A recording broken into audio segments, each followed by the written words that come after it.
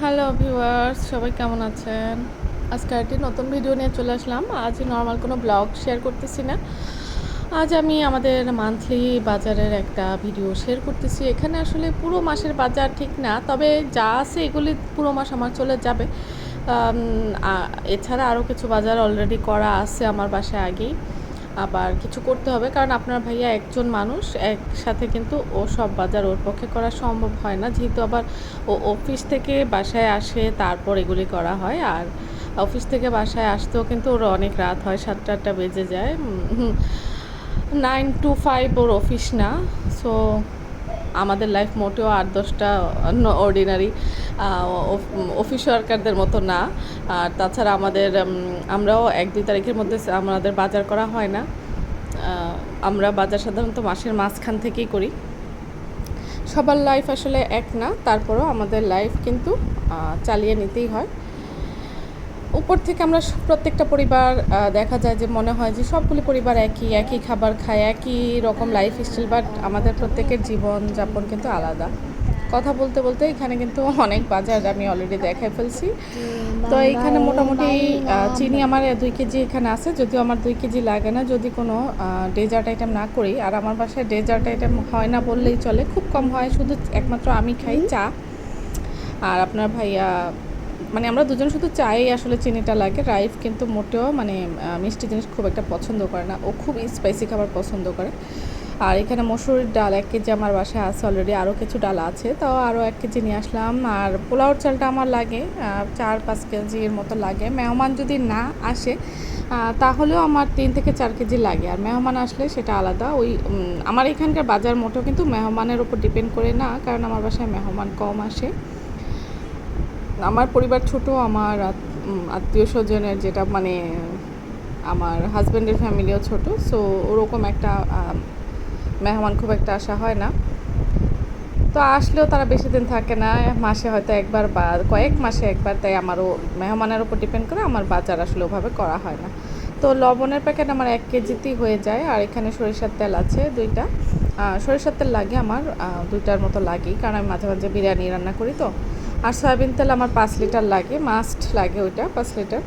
এর বেশিও হয় যদি ওই মাসে একটু ফ্রাইটা বেশি করা হয়, তাহলে রোজার মাসে আমার প্রায় 10 লিটারের কাছাকাছি হয়ে যায়, কারণ প্রচুর ফ্রাই করা হয়।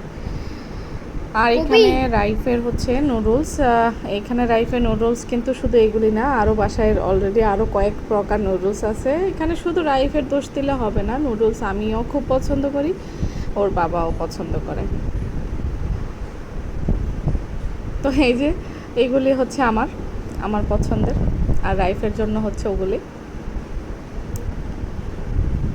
তো এইখানে আমার মোটামুটি প্রায় ম্যাক্সিমাম বাজার আছে। সাথে হচ্ছে আমার ডিপ্লোমা দুধ অলরেডি বাসায় আমার আরও 1 কেজির প্যাকেট আছে কয়েকটা। এই কারণে ডিপ্লোমা দুধটা যেটা আমার মেইন মানে চাটা তো আমার মাস্ট বাসায় আমার প্রয়োজন, তো ওইটা আছে। এইখানে বাজার নিয়ে আসার পরে রাইফ আবার ওর বাবাকে নিয়ে আমার বাসার নিচে আসলে সিপি এখন সম্ভবত এটা 5 স্টার হয়ে গেছে, আগে এটা সিপি ছিল। তো এটা ওর দৈনিক, ও এখানে যাবে। আর তারপর আপনার ভাইয়া এই বাজার সাথে দিয়ে কিন্তু আবার গিয়েছিল মাছ বাজার করতে। মাছের বাজারটা কিন্তু আমার বাসায় মাছের বাজার খুব কম হয়। তো আজকে আপনার ভাইয়া আমাকে আমার জন্য শুধু ভালোবেসে দেখেন কি নিয়ে এসেছে। ও কিন্তু খায় না পাঙ্গাস মাছ, যেহেতু আমি পছন্দ করি সেহেতু আমার জন্য ও 1 কেজির একটা পিস নিয়ে এসেছে। কত বড় দেখুন, আমি কখনো আসলে এত বড় পাঙ্গাসের পিস দেখিনি বা রান্না করিনি, প্রথমবারই আনলাম। আর আমার বাসায় কিন্তু পাঙ্গাস ফার্স্ট আসলো মানে বিবাহিত জীবনে। আর নর্মালি আমি ছোটোবেলায় খেয়েছি, মাঝখানে প্রায় 16-17 বছর আমি পাঙ্গাস খাইনি। সেটার অনেক কারণ আছে, কখন এক সময় বলবো।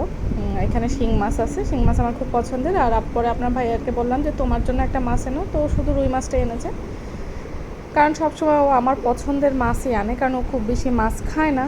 তো মাছ বাজারে গেলে আমি বলেই দিই যে তুমি কিন্তু সাথে রুই মাছ নিয়ে এসো, কারণ আমার পছন্দের খাবার আমি রান্না করব, আর তোমার জন্য কি রান্না করব।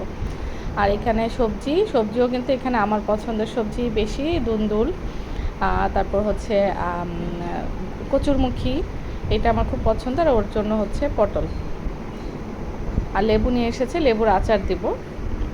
আর এখানে মুরগি বাজার আছে, মুরগি একটা লেয়ার আর 2টা হচ্ছে ব্রয়লার মুরগি, আরও আছে। আর আরও কিছু গরুর মাংস, খাসির মাংস, কলিজা, এগুলি চুয়াডাঙ্গা থেকে আমার শ্বশুর শাশুড়ি আসার সময় নিয়ে আসবে। তো এখন আমি এটা মাছটা কাটতে গিয়ে ভালোই বিড়ম্বনায় পড়লাম, যেহেতু কখনোই এত বড় মাছ কাটিনি, তার উপর আমার বটিটা মোটো অত ধার না, কারণ আমি অত ধারের বটি দিয়ে কাজ করতে পারি না, তো এটাকে রেগুলার আমি এটাকে ধার করাইও না।